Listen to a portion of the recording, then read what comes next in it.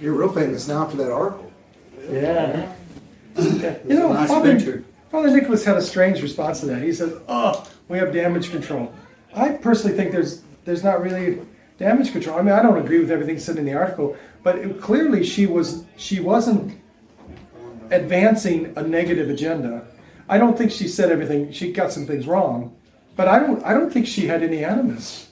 I think she quoted me correctly. I did say we are not anti-LGBTQ. We are pro-Christian morality. When you said that before. I've said it many, many times, and of course I did amplify it a little bit. But of course that means that there are things we do and don't do. But I'm not running around trying to be against things. Right. That's a dumb way to live. Right? You want to be for things, right? And she got that right, and she did include that one person who's really, really, she's whack. That scholar? Ricardi Schwartz. Yeah. She's whack. I actually know what she did to friends of mine. Completely sandbagged them, completely pretended to be their friend, and then wrote an article which was not at all what reality was.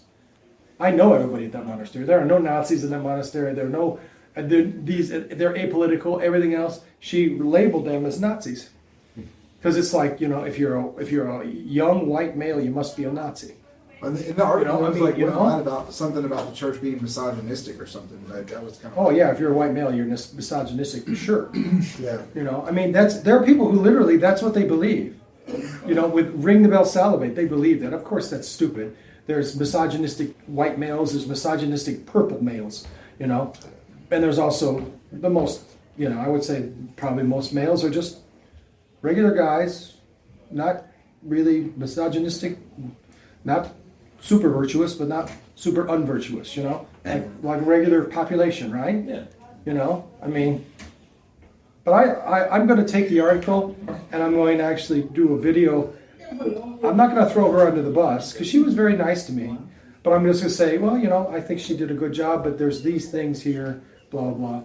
I've never seen misogyny in Orthodoxy. Have I seen Orthodox Christians that are misogynist? Yeah. I've seen Orthodox Christians that are absolutely, shall we say, I wouldn't want that guy to marry my daughter kind of people, right? You know the phrase, terminology, right?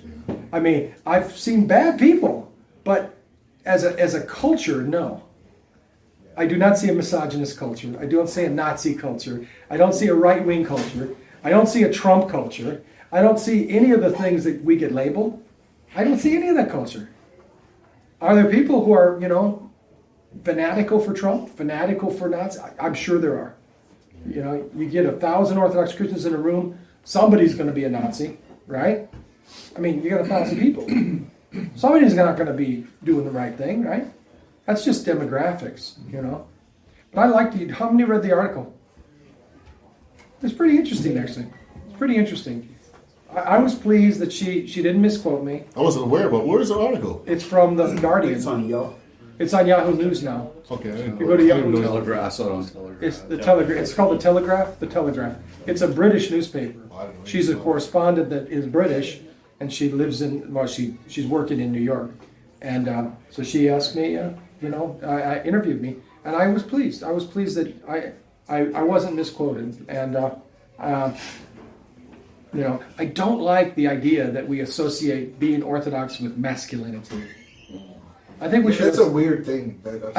I've known men that are jerks. What is masculine? Masculine is to be in the image of Christ, which is really, we have hymnology. We call women masculine in some of our hymnology. Basically, it's like in the image of Christ. There is no masculine feminine, right? Is it because of traditional?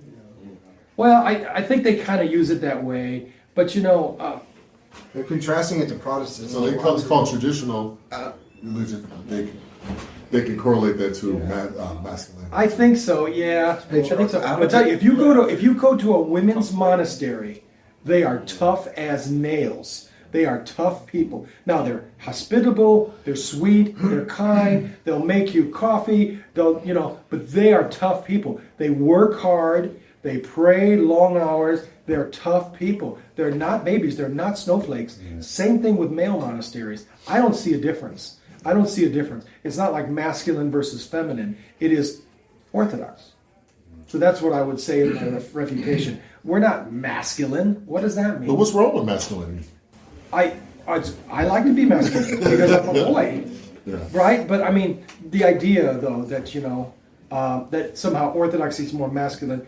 I guess I would say that the Protestant religions have become really they're so limp, I think that's what they compare it to a lot. I Because think so. Protestant is kind of all about the feelings, put your hands in the air, touch down, Some of them are, yeah, hands and all that. yeah. I think maybe just out of the gate, people have a problem with saying that, they think that we're saying God's a man, but because it's God the Father. But the way I describe it to people when they have an issue with it is just God is potency, men are potent, and women are fertile. So that's. I guess you could put it that way. I mean, God is not a man. God is spirit. No. Jesus Christ is a man. Yeah, but you call him the Father. That's all. That's true. So That's true. That's That's what they picture, and that's the important thing is how they're approaching it, right? Yeah. So, But I mean, see it. some of that loaded terminology, the idea of masculinity. I want truth, and I want toughness.